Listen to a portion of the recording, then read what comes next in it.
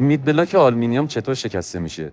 ساپینتو چه برنامه‌ای برای استفاده از نیم فضاها در فاز ساخت، توسعه و تمام کنندگی داره؟ مدل و روش حملات استقلال به چه صورته؟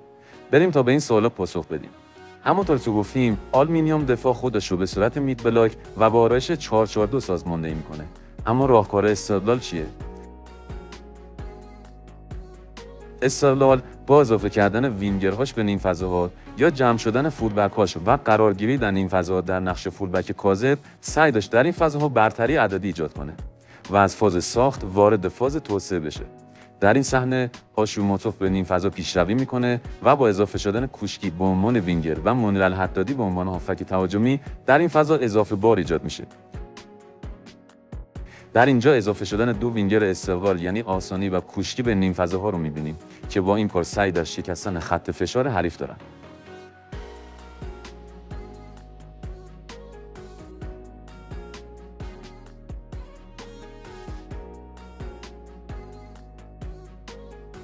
اما در صحنه سوم هردانی در نقش فولبک کاذب ظاهر میشه، چون به جای قرار گرفتن در موقعیت تخصص خودش به داخل حرکت میکنه. اونم به دنبال همینه که از این فضاها تیم رو وارد فاز توسعه و تمام کنندگی کنه. اولا باید بگیم تاچلاین بر اساس گفته بعضی مراجع یعنی مناطق کناری چسبیده به خط عود. استقلالی‌ها در بسیاری از صحنات با قرار دادن وینگرهاشون تو این منطقه تعادل دفاعی خط دفاع آلومینیوم رو به هم می‌زدن. اگه مدافع کناری نزدیک وینگر قرار می‌گرفت، با این کار گپ بزرگی بین اون و مدافع مرکزی اون سمت ایجاد می‌شد. درست مثل این صحنه که کوشکی با قرار گرفتن در منطقه تاچلاین مدافع کناری آلومینیوم رو با خودش پین می‌کنه و فضای مناسب ایجاد میشه. استقلال برنامه‌های متنوعی برای استفاده از این فضا داشت. 1. فولبک ها به این فضا حمله می‌برند. حالا اگه هافک اون سمت با فولبک جلو کشیده همراه هم میشد، فضای خوبی در عرض برای وینگرهای شوتن استقلال ایجاد میشد.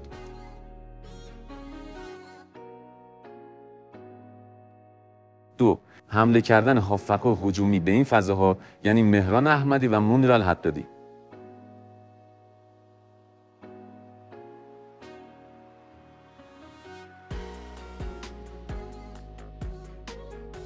3. ارسال پاس بلند و هجوم بردن همون وینگر به فضای ایجاد شده.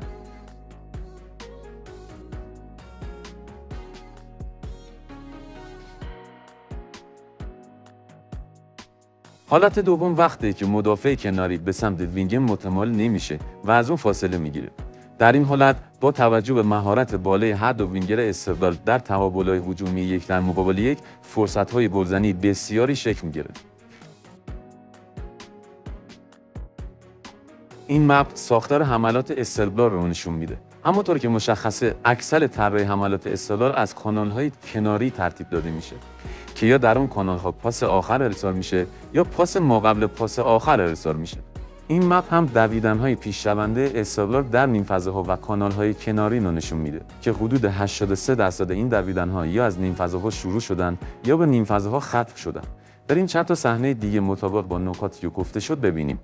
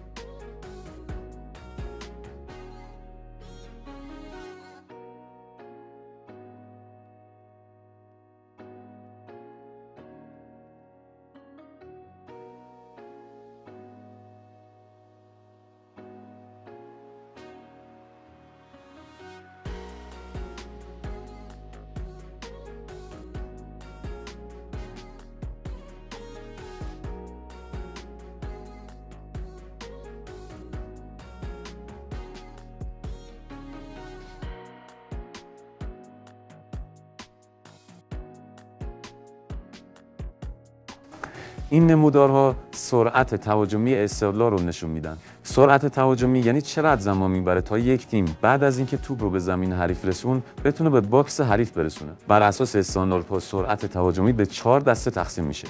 خیلی سریع زیر 8 ثانیه، سریع زیر 16 ثانیه، معمولی زیر 24 ثانیه و آهسته زیر 32 ثانیه. که تیم استقلال با ثبت حدود 7.6 ثانیه در دسته تیم‌های خیلی سریع قرار میگیره. این یعنی این تنوع تاکتیکی در فاز تمام کنندگی با چاشنی سرعت همراهه. گل دوم استقلال نمونه‌ای از این سرعت تهاجمی خیلی بالاست.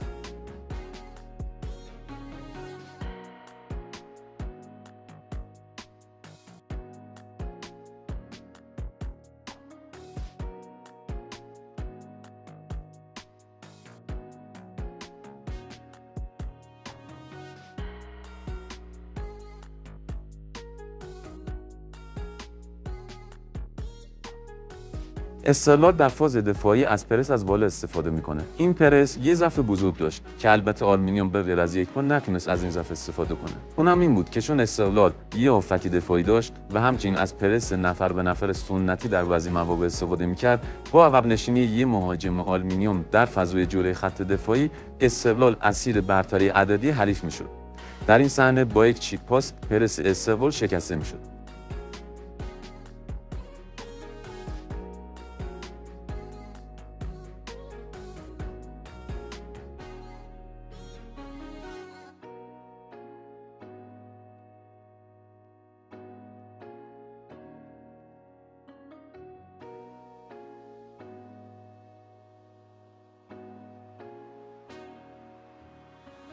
البته در حالت میت بلاک و لو بلاک هم این مشکل به چشم می‌خورد.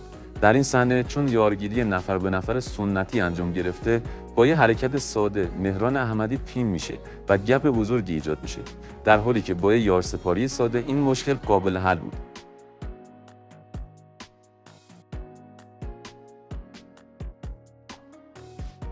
مورد آخر، آگاهی محیطی پایین و فاصله گرفتن برخی از مدافعین استقلال از مهاجمین حریف بود که میتونست منجر به گل تساوی هم بشه. استقلال برنامه ویژه و متنوعی برای استفاده از این فضاها در فاز ساخت، توسعه و تمام کنندگی داشت.